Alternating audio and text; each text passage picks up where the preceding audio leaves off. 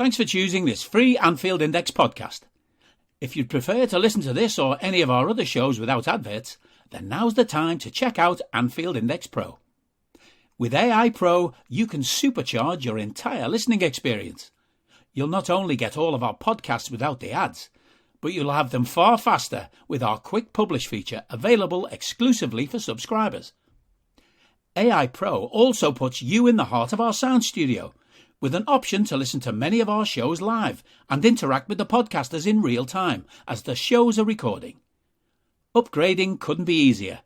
AEye Pro is available on all popular podcast platforms, and we have our own apps for Apple and Android. Just head on over to AnfieldIndexPro.com and get started today.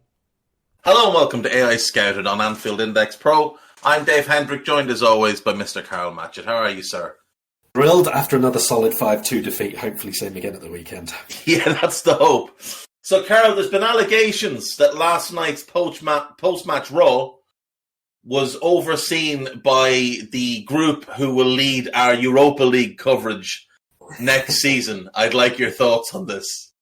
Look, all I can say is when Raw has as many rotations as the Reds, we know something's not quite right with the calendar, whether that's something to do with the World Cup or something to do with you lot thinking that we're going to lose games and purposely putting yourself out of action. I wouldn't like to, but here we are. Listen, I'd have happily done Raw rather than fucking walking around Dublin in the pissings of rain with my walking stick, hobbling around like a fool. Yeah, so Trev had to drop out because of his back. I had to drop out because I was getting physio on my knee. And then Harry had to drop out. So instead of Trev, myself, and Harry, it ended up being Guy, Karl, and Jim Boardman. But from what I hear, a solid performance. A little bit unlike Liverpool in the last 30 minutes yesterday. Karl, why can't this team play without Thiago on the pitch? That is the question I ask you. I would love to at this point say, well, you know, it's all about the fitness and the rhythm and everything. But no, it's not, is it? From the first game of the season, it wasn't the fitness, and from the fifth game of the season, it couldn't be the rhythm. I think it just literally is that he seems to be the one that is keeping positions where he needs to be at the minute and pulling people together. I think there were a few pretty good first half performers yesterday, and I think there were quite a lot of pretty poor second half performers. So we're going to try and put that together for a whole game at once at some point this term, I'm hopeful. I think this weekend is a decent opportunity to try and do that. Yeah, I do agree. We should address one or two performances from last night. The most startlingly bad of which was Fabinho, who came off the bench and looked like someone had replaced his boots with wellies. He just looked so slow. Now, he has a habit of when he comes on in games, unless it's at half-time, he just doesn't catch up to the pace of the game. Is it simply that last night, or do you think there's more to talk about on him? Well, I mean, I mentioned, I can't remember now if it was before the Man City game, that we've seen Fabinho this year and he just looks like he's a bit hampered to me, whether that's he's lost a bit of pace over the summer somehow, or whether he's been carrying a bit of a knock or a strain, or he's just not moving freely at the moment.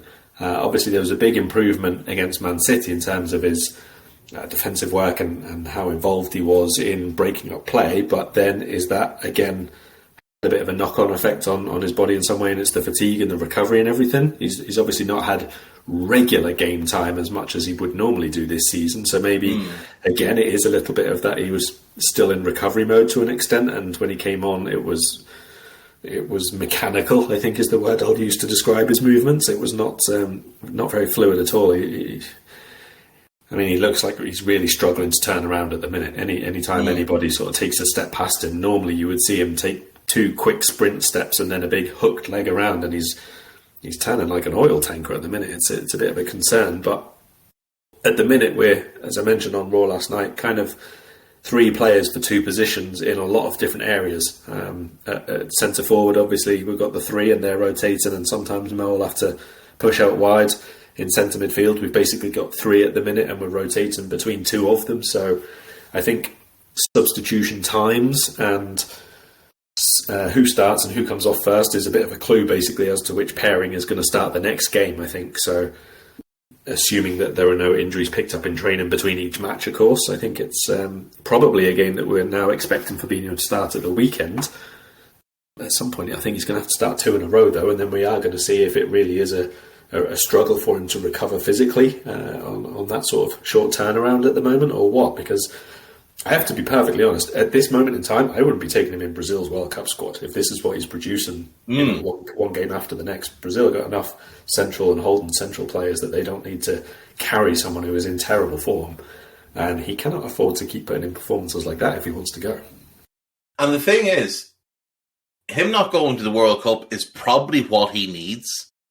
Like, he could probably do with that time to just let his body recover and rest, get that lovely rest in.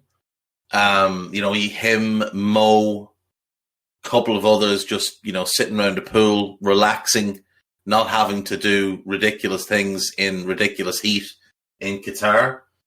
But yeah, his performance last night was poor, as was the defensive performance of Trent Alexander-Arnold. Now, he got, let's be clear, far less protection in that game than James Milner got at the weekend, because Mo wasn't working back the way Harvey was working back.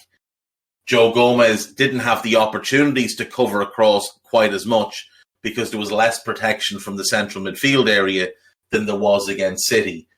But Trent there's just something not right, Karl. I'm not going to say he's not trying, but he also looks like he's just not fully with it. Like, he looks like either he's not focused or his body's not letting him do certain things. But you see him come across to defend 1v1 and get into his defensive stance, and he's not moving his feet. He's on his heels. He's slouched over. And you're just wondering, like, everything about this is fundamentally wrong. But we know this is not Trent the defender, because we saw him last season be very good defensively for long stretches.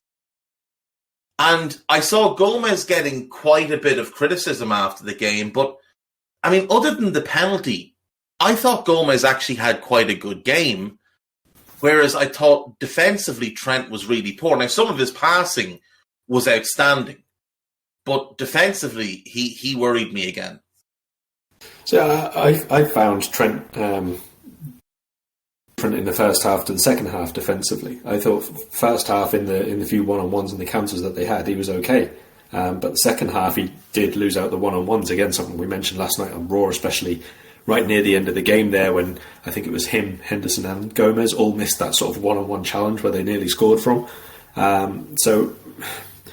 Again, I don't know whether this is like a fatigue thing, if it's a concentration issue, I'm not really sure what it is, because there's quite a few players in this team who normally you would look at as just being part of that really relentless group that we had, and they're not doing that at the moment. Now, obviously, after a bad start to the season, it's going to take a few games for that to come back completely, and you can only do it one game at a time and improve bit by bit and all the rest of it. But, like you say, some of the time, it's not attitude quite, but it is like almost preparedness, if you like, that side of attitude. It's like the concentration sometimes drifts, or it's not quite as absolutely diligent as you have to be every single second of every single game, not just against Man City.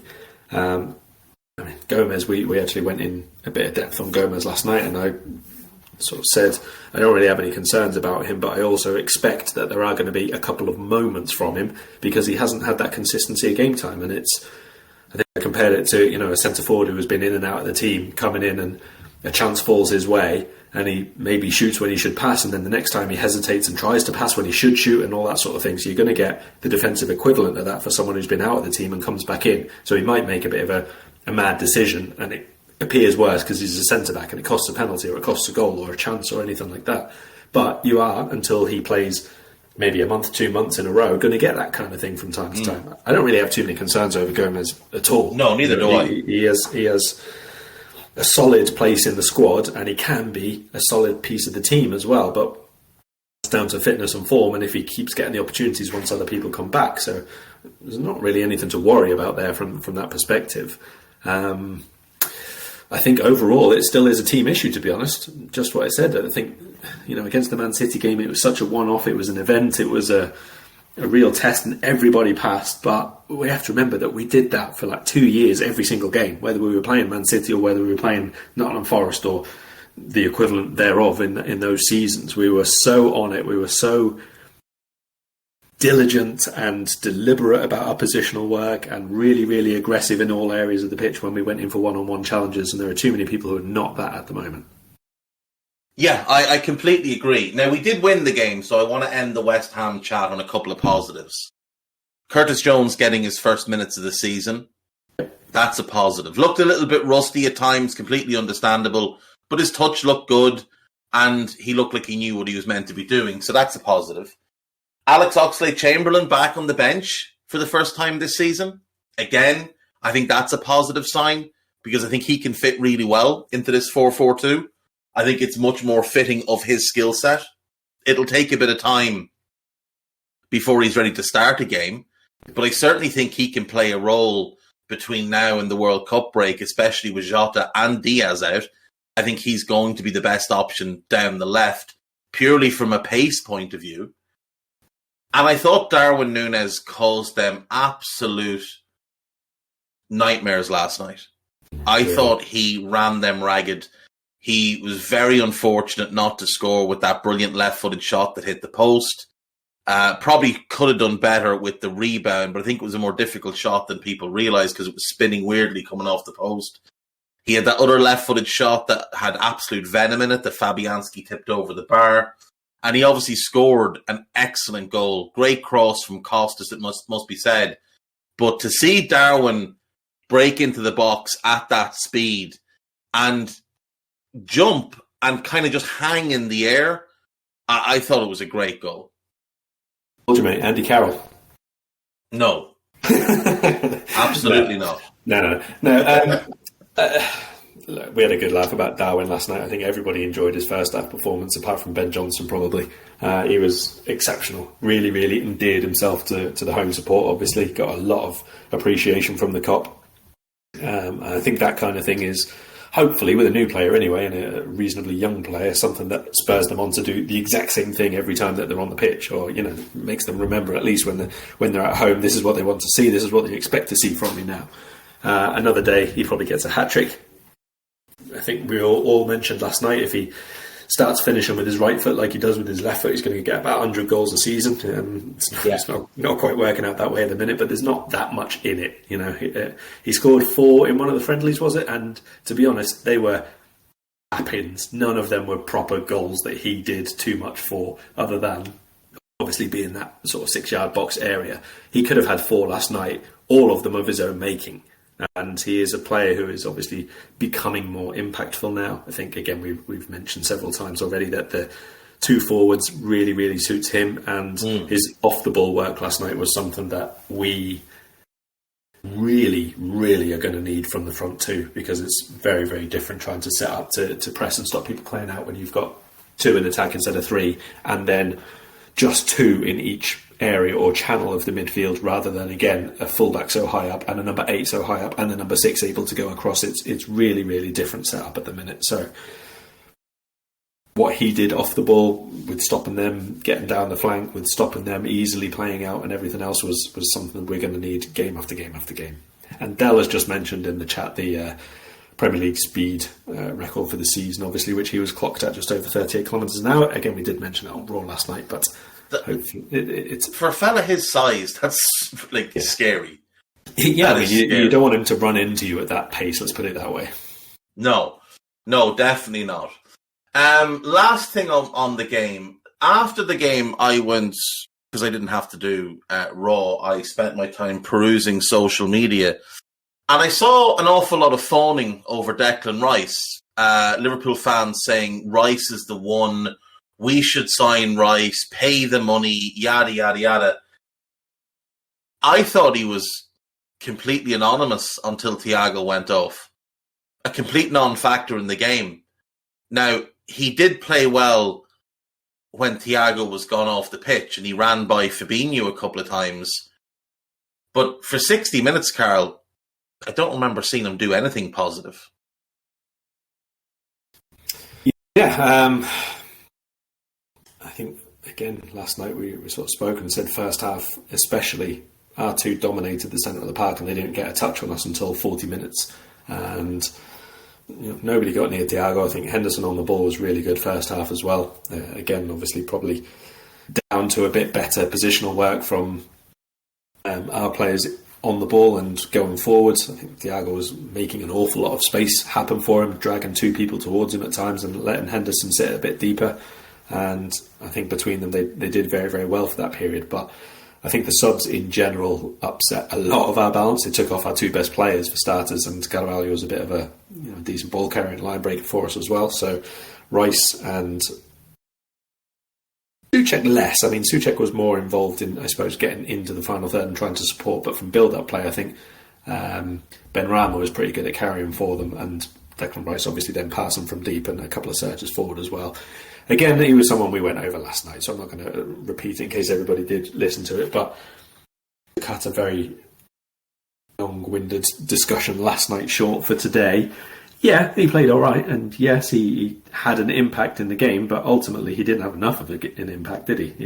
He didn't actually stop his team losing or help his team get a result. So I think the recency bias of the second half probably clouded a few discussions post-match.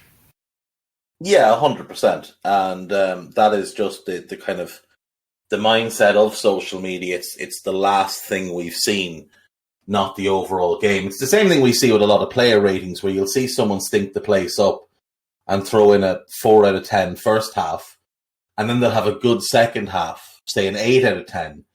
So they'll get a 7 or 8 out of 10 when over the 90 minutes there were maybe a 5 or a 6. But, that's just the way it is. This weekend, Karl, on Saturday, in the early kickoff, I believe, Liverpool versus Nottingham Forest at the City Ground. Now, we went there last year in the FA Cup and escaped with a 1-0 win, a Diogo Jota goal, back when Diogo had a calf muscle and scored goals, sending us through to the semi-finals of the FA Cup, part of our run to the domestic cup double. This season, Nottingham Forest team is unrecognisable from the team that we played last year, given they bought 63 million players during the summer. They are currently 19th in the table. They have not had a good season. I think that's very fair to say. They have drawn 2 of their last 3 games after a run of 5 straight defeats, but they haven't won since the second game of the season when they beat West Ham 1-0. I did think that point against Brighton was impressive in that they got a point away to a good team, but they were completely dominated for the 90 minutes. What have you made of them so far? And are you that person who has everything? The coolest merch and those must-have fan threads? Well, over at our Anfield Index shop, we've gone that extra mile when it comes to pimping up your Liverpool collection. From our popular range of bespoke design t-shirts, sweaters, hoodies and hats, to our signature edition mugs, prints and coasters, all provided with fast worldwide shipping. We have something for every red. We also stock official LFC merchandise and are licensed with the Premier League and UEFA to sell official iron-on shirt badges and sleeve patches. As a listener to this podcast, you can get 10% off everything with coupon code AEyePro10. Just head over to AnfieldIndex.shop or find us on Etsy by searching for Anfield Index. What do you project for them over the rest of the season? Because I still think, now this might be too much faith in Steve Cooper rather. I still think they'll be okay because I think there's a lot of talent in the squad. I think he's a really good manager.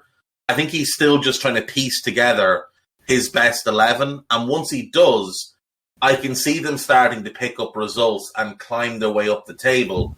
Because as we've seen in recent weeks, 1 or 2 wins can lift you 4 or 5 positions up the table. Like, look at ourselves. We currently sit 7th we were 12th before the City game. One more win, and we can be a point off the top four. And Chelsea have a difficult game this weekend. And remember, we have to play them in that game in hand that we have. So, a little run of results can really make a huge difference. We've seen it for Bournemouth this season. We've seen it for Southampton. The last 2 games, they got 4 points and took themselves from the relegation zone all the way up into 14th, level on points with West Ham. So I still think Forest can be okay. But what do you think of them? What have you made of their season so far? I'm a little bit surprised that they came away from the system that they planned for so quickly. I presume a lot of the summer dealings the signings were made with that sort of 3-5-2 system in mind, 3-4-3, 3-5-2. So I was a bit surprised that they came away from it that quickly, to be honest. But they seem to have been a little bit better since they went to a 3-man midfield and a back 4. So they've sort of gone through the 3-4-3 into a 4-2-3-1, and then now have sort of tried to settle into not playing with the number 10 as much, which is definitely a departure in terms of build-up play, and definitely something that is a question mark, I think, over 1 or 2 of the additions that they made. People like Lingard and Gibbs-White, I know they can play in other areas and they can play a little bit narrow from the sides and the rest of it, but they're not wide players, they're not wide forwards. So it is a little bit surprising to me that they went away from that quite so quickly. But at the same time, obviously, you've got to get the results, and if it's not working initially, then it's not as much of a surprise that they've gone away from it. Goal scoring is a real issue for them. Most teams who get promoted do struggle to one extent or another, but I think given the amount of new faces implementing a way of playing and their patterns of attacking and everything, that was always going to be much more difficult. I would say the one thing I'm more surprised at is that they've persisted quite a lot with Brennan Johnson through the middle.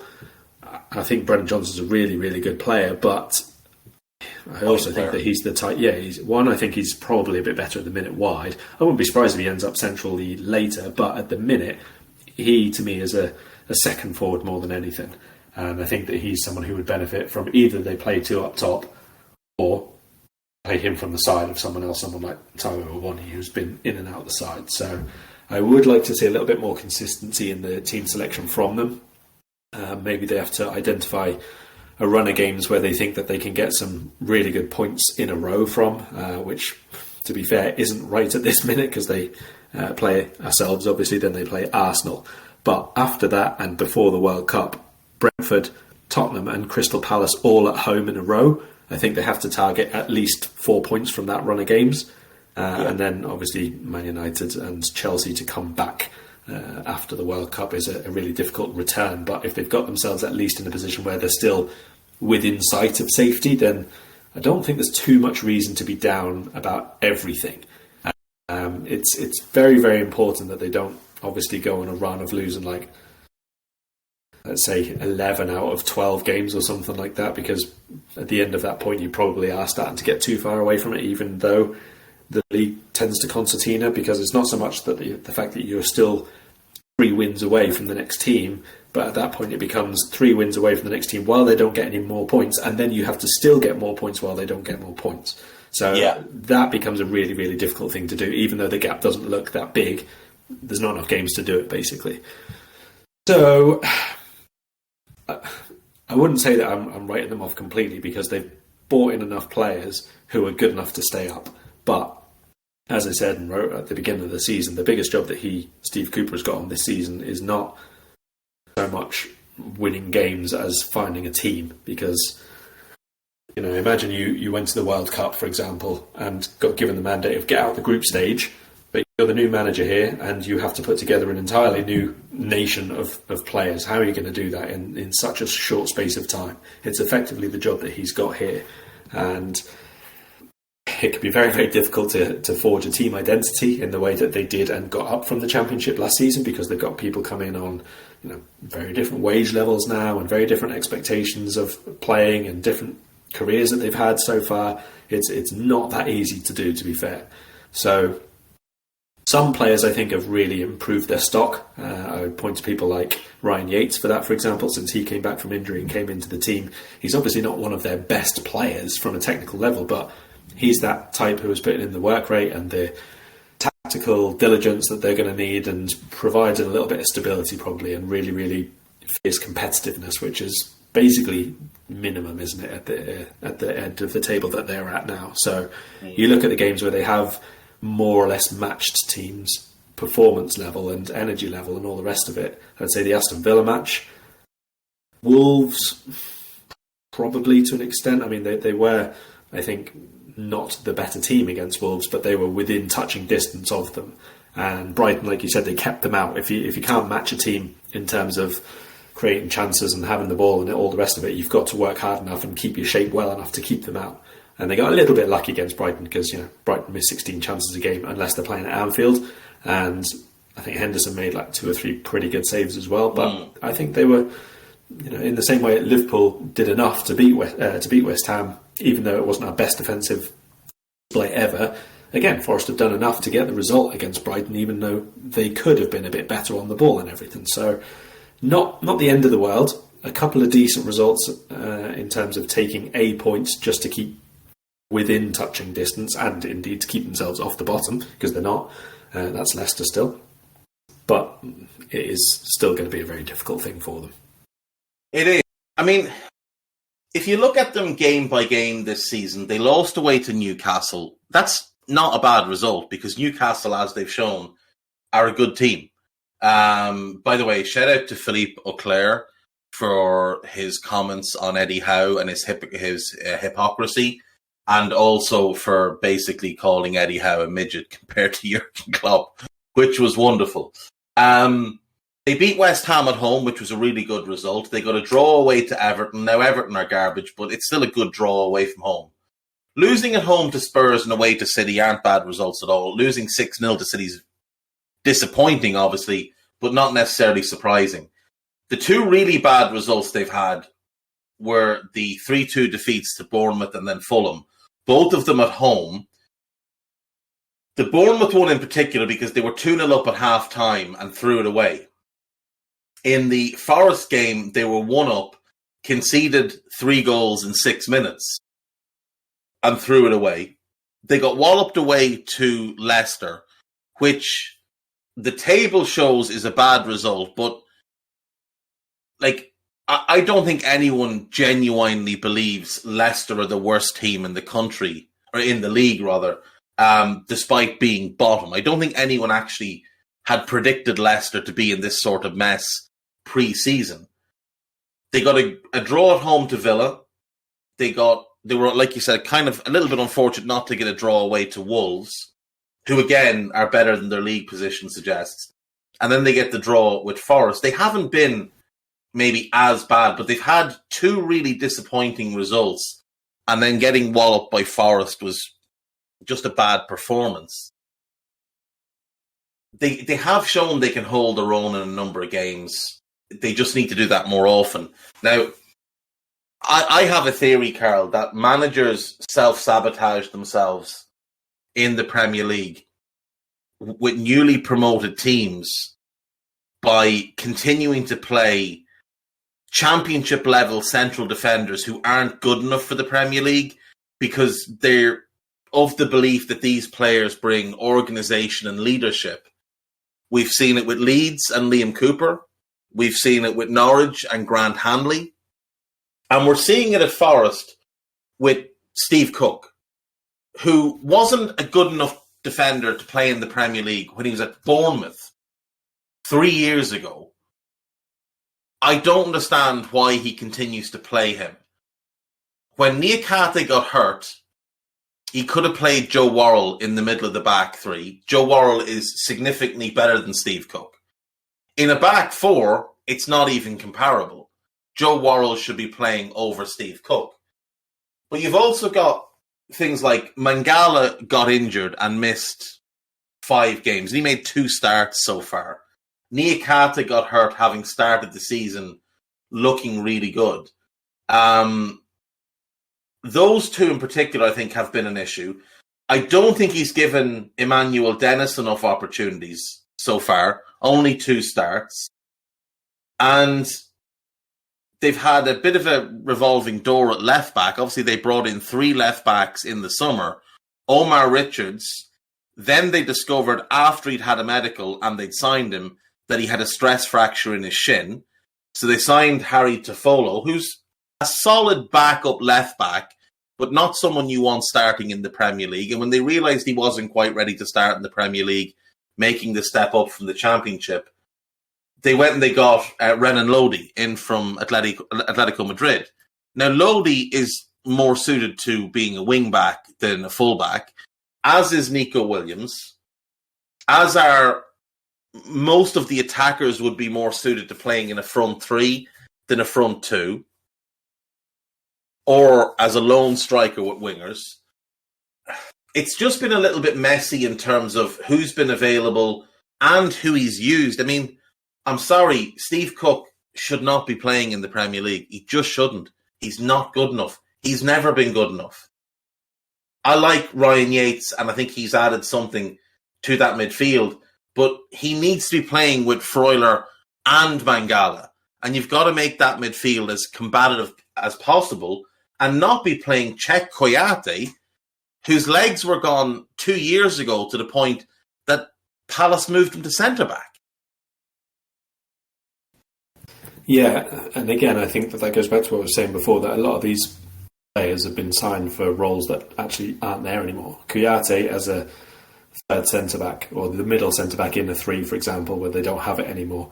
Toffolo, you mentioned, and Aurier and all the rest of them, who are obviously wing-backs rather than actual full-backs who need to be defensively disciplined and really, really consistent in a back line because you're going to come under pressure. It just doesn't make as much sense, unfortunately. Nico Williams is another good example. So it is going to be a bit difficult for them to make themselves as defensively reliable as they need to be when they are slightly tweaking the positions of at least a few of them, or the roles of at least a few of them, and unable to properly use some of the other ones as well. I agree on Dennis, actually. I'm not sure why he's been in and out. He's already shown that he can play consistently and play consistently well in the top flight. He's not had too much of a run at the minute. And I mean, like Lingard. And I think his management of Awoniyi has been odd, though, as well, because he puts him in the team, he gets a goal, and then he's out of the team. Yeah, I'm not sure what the story is with Awoniyi. Like, he started the season in the team, obviously, but came out quite quickly, and then I'm not sure if he only wants to use him for certain matches or certain situations in matches. That's fine if so, but it's a lot of money to pay for, what was a club record signing at the time for a goal scorer who did really, really well, again, in a front two last season most of the time. And now they're not really playing either the system or in a way which really makes the most of his assets, to be honest. So still a bit of a mix, still a real muddle, I think, in the final third for their build-up play and how they get the best out of the talents that they do have. I mean, like Lingard at the minute keeps starting, and I think he's been very, very poor for them since about the second game of the season. Gibbs White, like I said, I don't think is quite making the best use of him, but him and Johnson seem pretty much definites to play most of the time. Obviously, given short turnarounds this week, maybe there will be a few more alterations. But basically, when they're playing once a week, those two do seem to be in the team all the time. But the roles, again, do seem to be changing. In the 4-2-3-1, Brennan Johnson played out on the right-hand side. In the first time they played the 4-3-3, he played left side of the front line. Most recently, he played through the middle. So there is obviously still discussions among the coaching staff as to which partnerships are going to work best, which build-up and protection is best for in terms of the full-back and the wide forward, because they've got to get at least one side of those nailed down so that they can play it regularly. I'm sure you would rather play, for example, let's say Nico Williams behind Yates on the right side of midfield, and then maybe let Gibbs White be a bit more creative and a bit more central, because Nico will obviously overlap. Yates will be a bit more inclined to fill in that side, and then Gibbs White can go a bit more central and create from there. So that would be ideal, but he's had to swap Nico over because of the injuries at left back. So a little bit unfortunate, but also a bit of their own making, because they're not playing the way that they were built originally for. Yeah, I do agree with that. I think they came up playing a back three. They bought for a back three. And in the summer, I went through their signings, and all of them made sense in a back three. Most of them make a lot less sense in a back four. Now, they have gotten some good news in recent weeks with Loic Bade returning to fitness. And I do think he can come into that team and really up the levels at centre-back. I think he's really good. And it wouldn't surprise me if him and Niakate are either the centre-back pairing in a back four after the World Cup, or if they're 2/3 of the back three with Scott McKenna or potentially Joe Worrell. McKenna on the left or Worrell in the middle with Niakate on the left. You don't think Willy Bolly is the answer then, no? No, I don't think... If Willy Bolly is the answer, you've asked definitely the wrong question. But again, I saw the logic in signing him to have an extra body who's used to playing in a back three. Like, Koyate made sense for the middle of a back three, or in some games you might get away with him on the right of the back three. Biancono fits much better in a back three. Niakate does. Richards is a wing back. Williams is a wing back. Tofolo's a wing back. Lewis O'Brien, I think, is a neat and tidy midfielder who can absolutely play at this level. But, you know, when you've got Lewis O'Brien, Ryan Yates, Remo Freuler and Mangala, I don't understand why Koyate is getting a single minute in midfield. You've got four midfielders who are better. You should be rotating them and finding the best partnership. Lingard made sense, again, in a 3-4-3 or a 3-4-1-2, where you could play him as the 10 behind two strikers. Dennis proved last season he's more than good enough to play in the Premier League. He was good in a bad Watford team. Freuler made sense. Gibbs White, again, as a 10 in a 3-4-1-2. Ideal. I think he could play in midfield. I think his best role is probably in midfield, playing a bit deeper and using his ball carrying to progress quite a bit. But you'd need to play him with a defensive midfielder and another hard-working one who can form a two when he bombs on, which is why I think he would have worked really well in a Wolves 3 with Neves and Nunes, but it is what it is. And Serge Aurier made sense to bring in just as a backup right wing back with a bunch of experience, but these players make less sense in a back four. Cooper has to figure it out. Now, he's fortunate enough in that a lot of the players won't be going to the World Cup. I think like Hennessy will go with Wales. I don't know if Dean Henderson will make the England squad. I'm guessing he won't, because I think it'll be Pickford, Ramsdale and Pope. So he'll have him behind. He'll have Biancone, Cook, Worrell, Tofolo. Niakate might go, obviously, if he's fit, but it doesn't look like he's going to be fit. Aurier won't be going. McKenna won't be going. Richards won't be going. Bade won't be going. Bowley won't be going. And I'm guessing Renan Lodi won't make the Brazil squad. So he can really drill down with that defence and have it looking like a real defence post-World Cup. Same thing with the midfielders, Mangala, Gibbs White, Lingard, Lewis O'Brien, Ryan Yates. They're not going. Freuler will go and Koyate will go. But Freuler's the type you can just plug and play. I mean, he is just a reliable 7 out of 10. And then in attack, Awani is not going, Surridge isn't going, Dennis isn't going. It's only Brennan Johnson. So he's going to have most of his squad to work with through the World Cup break.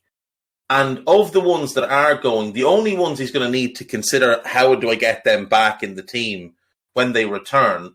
Niakate, if he's fit enough to go, Freuler and Johnson. The other 8, you should have nailed down by the time the games come back. And then you work the other 3 back in. You find, maybe you play Jesse Lingard as your Brennan Johnson stand-in because he's quick, he can play from wide areas, and he's a good ball carrier. Lewis O'Brien could be your Freuler stand-in, and from just purely because he's left-footed, maybe you use Scott McKenna where you would want to use Niakate.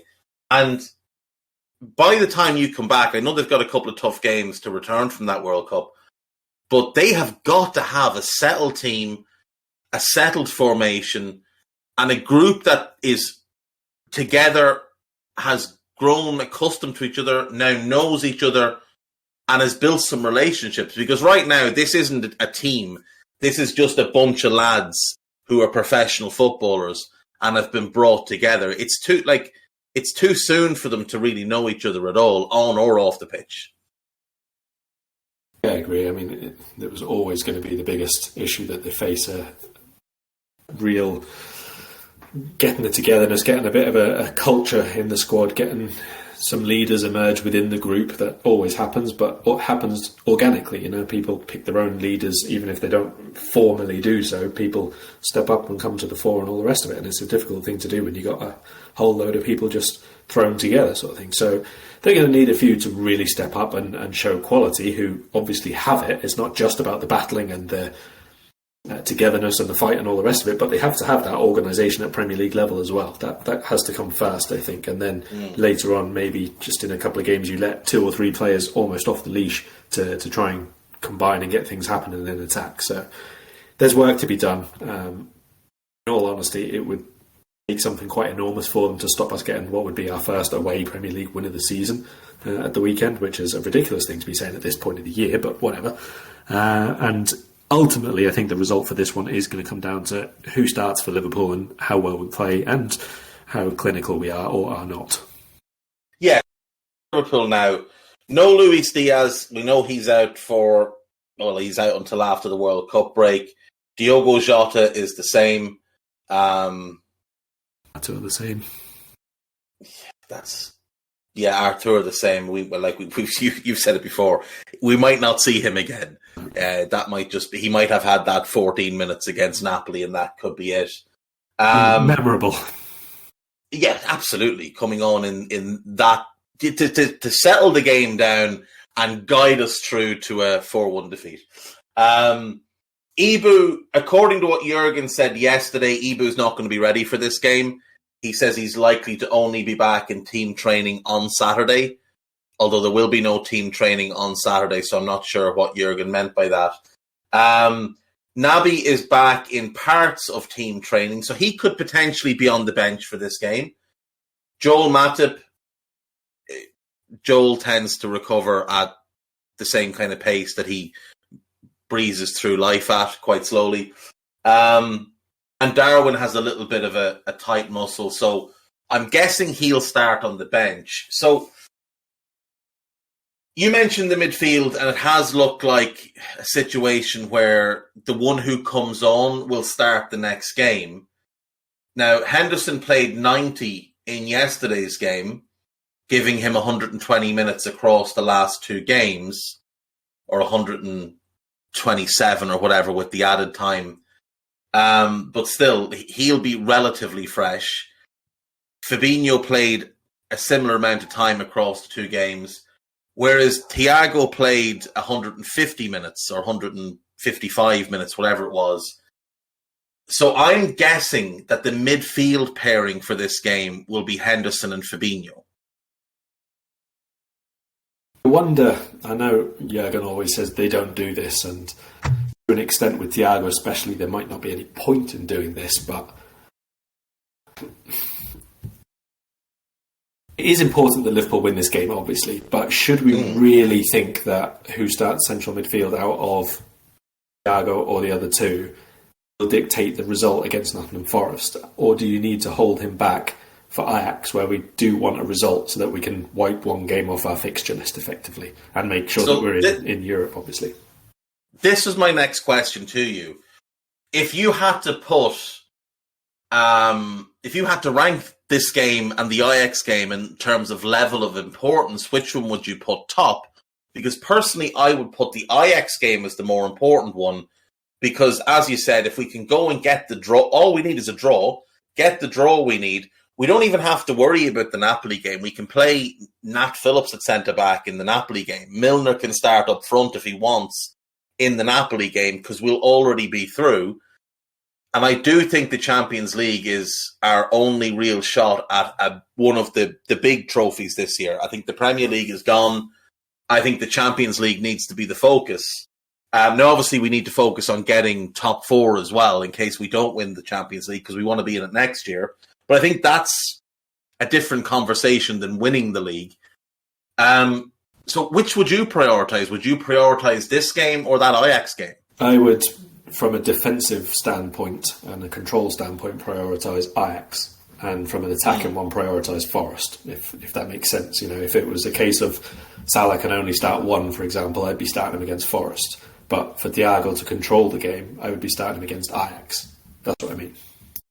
Yeah, no, I'm completely on board with that. So, in that case, I think you can find a decent balance in this game if you play Henderson and Fabinho with Harvey and Carvalho as the wide players and just held the two in the middle. Discipline. No charging up the pitch, Jordan. We do not want to see you pressing centre-backs in the 92nd minute. There's absolutely no reason for you to be doing that. There's no reason for you to be caught out by a simple Declan Rice ball to Mikel Antonio in the dying moments of the game because you've gone ball chasing. If Fabinho loses the ball, let Fabinho lose the ball. Stay in your fucking position. If those two can play disciplined football and be solid in front of our two centre-backs, who I assume will once again be Joe and Virgil, then we can have that defensive block. I think Robbo comes back in. I think Trent starts. I think Harvey will do the work in front of Trent that we saw him do in front of Milner last week. So I think that alone will make us defensively solid, having Robbo back and having a double up on the left-hand side as and when it's needed. Or sorry, a double up on our right-hand side as and when it's needed. If those two in the middle can just be disciplined, not try and take too much out of the ball, just get it to those two wide players and to Trent and let them be the ones that run the game. You don't worry about any of that. That's not your game. It's not your role. You might think it's what you can do, but you can't. Give it to those wide lads. Keep it simple. Keep it smart. And just do your work defensively. Be aggressive in the challenge. Be disciplined positionally. Be fundamentally secure in terms of tracking runners, shielding people, shepherding them to areas where they're not going to hurt us, and not allowing simple ball into feet in front of our centre-backs. Yeah, I think that's probably the very, very important thing. And even from if we do get ahead from an energy conservation perspective, that we need to get through this game and the next one, and the next one, and the next one, we're probably still just those three players for the two positions quite often. It makes sense. It just makes a lot of sense, to be honest. We just keep their role as routine and as straightforward and as protective as possible.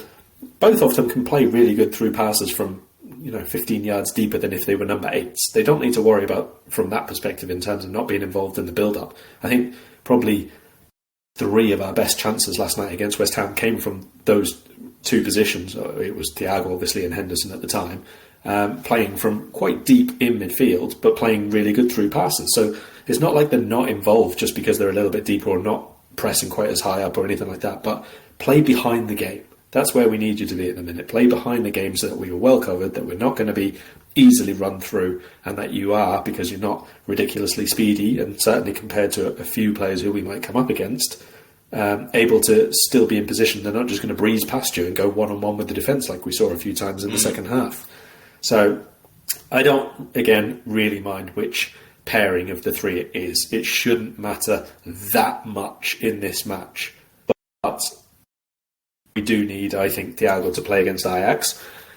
So you've got a choice of either do exactly the same as you did against West Ham and take him off before the hour mark and hope that the game is won by then already, or else start with Thiago on the bench and hopefully Henderson and Fabinho can do the job between them. Yeah, I mean, neither of them have been good this season. They've had Henderson had the good game against Rangers. Fabinho's had a couple of good games, but not consistently good. He was very good against City, but very poor again last night. I think it's fair to point out that Henderson's performances have been on a marginal uptrend in the last 3 games. Now, he's played a very different role across those 3 matches. Obviously, his City role we spoke about at length was a filler in and do your job. But he did it well. He didn't do stupidity. And last night in the first half was better than it had been in, let's say, any of the halves earlier on this season. So even if we're not getting 90 minutes of 7 or 8 out of 10 from him, in games like this against relegation-threatened sides, we shouldn't need that. It should be enough to have him just playing that. He said his last 3 games. Yeah, Rangers was the one before that. He was fucking horrendous in the Rangers game. The Rangers away game. Rangers away. Oh, we played them away second, didn't we? He was dreadful, and he was dreadful against Arsenal as well. So all right. Let's not get too carried away. 3 out of the last 5. 3 of 5. 3 out of 5. One good game. That is still an uptrend. 2 where he was good for spells. That is still an uptrend compared to what came before. It is an uptrend. Compared to the 12 months before that, it is an uptrend for sure. But the thing is, he needs to be held more accountable, and that's what happened in the City game, is that any time he edged out of position, someone screamed at him to get back into position, and he did. Last night, he decided he was going to go rampaging forward a few times and got caught out of position. That can't happen. In a double pivot, that cannot happen. You have to be more disciplined. So if he's more disciplined, great. Forest is not a game where he should need to go rampaging forward.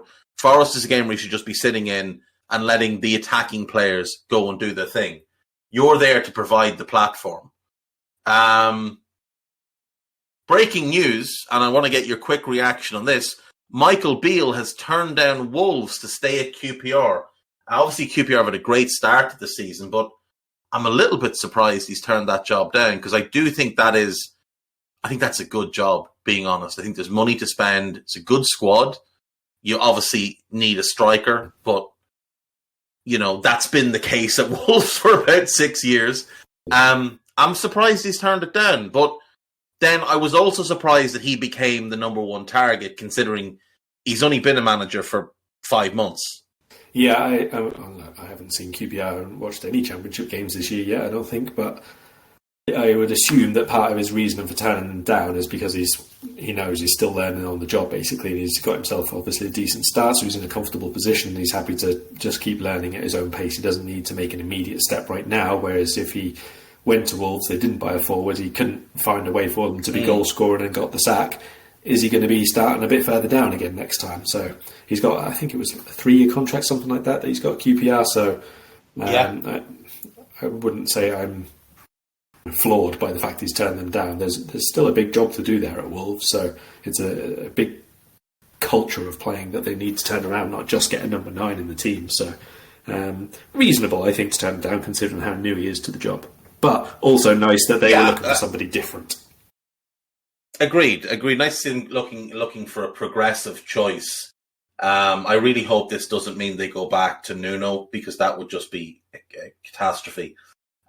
It's great seeing QPR doing so well. I would love to see QPR back in the Premier League, because when I was growing up, QPR were just one of the teams that were in the top flight every year, with Les Ferdinand and Trevor Sinclair and Gavin Peacock and a whole bunch of grafting midfielders and mediocre defenders. Yes, Kevin Gallup was a quality little player. Andy Sinton was a good player as well. They were fun to watch back then, managed by Jerry Francis with his outstanding mullet. And Loftus Road is one of the best stadiums in England, and nothing will dissuade me from that. It's compact, it's tight, it's loud, it's gnarly at times. I love Loftus Road, and I do like Palace. Shout out to Monkey Sponge, the only QPR fan that I know. Back to Liverpool. Right, Alisson in goal. Trent, Joe, Virgil, Robbo. Any change from that for you? Harvey, Henderson, Fab, Carvalho as a midfield 4.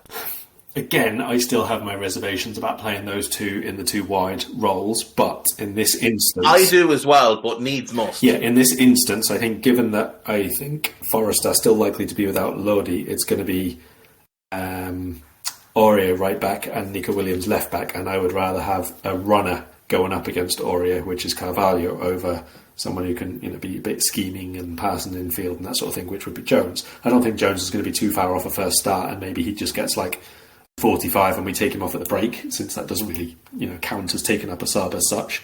But for this game, I think it would be good to get Carvalho running a little bit wider than he was against West Ham, because he was really, really tucked in.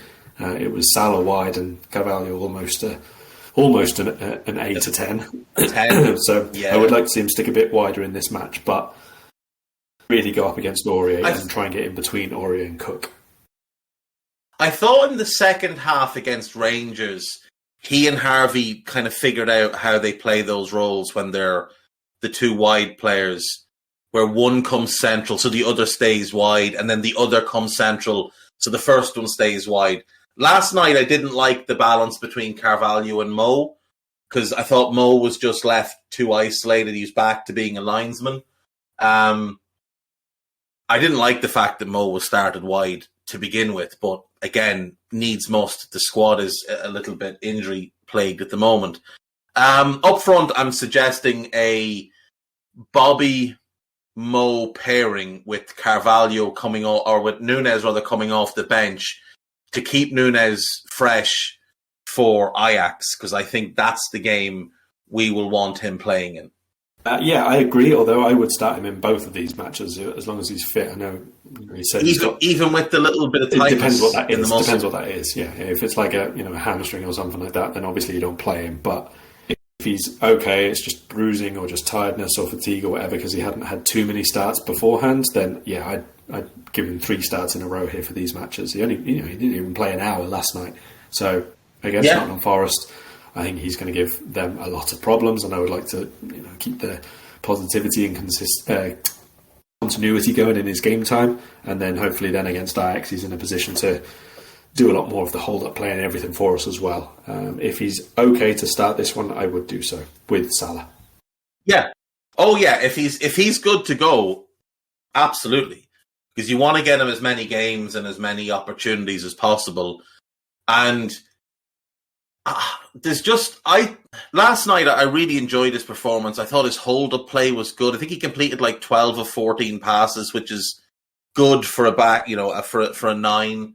It's about 3 games worth of passes for Erling Haaland. And it feels like he's going to bag a bunch of goals in one game and then go on a bit of a run where everything he hits goes in. If he's fit enough to start both, then yeah, absolutely start him in both. I don't even mind if he starts this one and Bobby starts the other one, but I would rather have Darwin against that Ajax back line, because I think his pace could really punish them, and his ability in the air up against the likes of Jurrien Timber, who's only 5'10". Right, predictions. I am going to go first, and I am saying a 3-1 Nottingham Forest victory. Yeah, disappointing outcome for us again this weekend. 5-2 to Forest. Yeah, it's a shame. It's a shame that we're struggling like this. And that will do us for today. Anything you want to plug before you go? I did a piece on alternatives and who can fill in and stuff on the flanks if people want a bit more detail on the things we've already spoken about, but otherwise it's just raw, scouted on a regular basis at the minute. And I think we can now announce that during the World Cup, we will be doing a daily podcast, myself and Mr. Matchett, tracking the ongoings in Qatar. So that is one to look forward to. That will likely replace the Daily Red for me in terms of a daily podcast through the World Cup, because the Reds won't be doing much. There won't be a whole lot to talk about, but there's going to be, I think, quite a lot to talk about in terms of this World Cup. So we haven't figured out the actual details of it, but that looks like that's the plan. Absolutely. I think similar format to how we did the Euros, sort of a half-hour quick show, and get as much detail in as we can, and Guy can be in charge of the buzzer again to cut us off mid-sentence when we've somehow started talking about Grimsby when we're supposed to be doing Senegal, Ecuador or whatever. Yeah, but these are the things that are fun. Right, yeah. Do you know what it'll be? It'll be Senegal, Ecuador. We'll start talking about Estupiñán, how Watford didn't make good use of him by selling him after his first good season on loan and never getting the benefit of him. And we'll do a deep dive on the bad Watford moves over the last few years, and that'll be a whole podcast. And Senegal and Ecuador won't really get a mention. This is the way it goes. But it is what it is. That's it. And there will be the return of On the Books during the World Cup. Assuming Downey can walk by then, send your thoughts to Trev, who's dealing with quite a horrible back problem at the moment. We will leave it there, and we will see you next week twice for Ajax and whatever team we play in the league. I have no idea at this point. Bye-bye. We hope you enjoyed listening to this Anfield Index show. Please be sure to subscribe to our channel so future podcasts find their way to your device automatically. There's nothing quite like fan engagement, and we'd love to know what you think of anything discussed on this show. The best way to get in touch is over on our free Discord community, where both podcasters and listeners debate the hottest LFC topics 24/7. Sign up free now at AnfieldIndex.com/Discord. You won't regret it. You can also follow us on Twitter at Anfield Index and find us on Facebook by searching for Anfield Index. Oh, and before you go, we'd love it if you could leave us a 5-star review on your favourite podcast app. It only takes a couple of seconds, and it means the world to the people who create these free shows.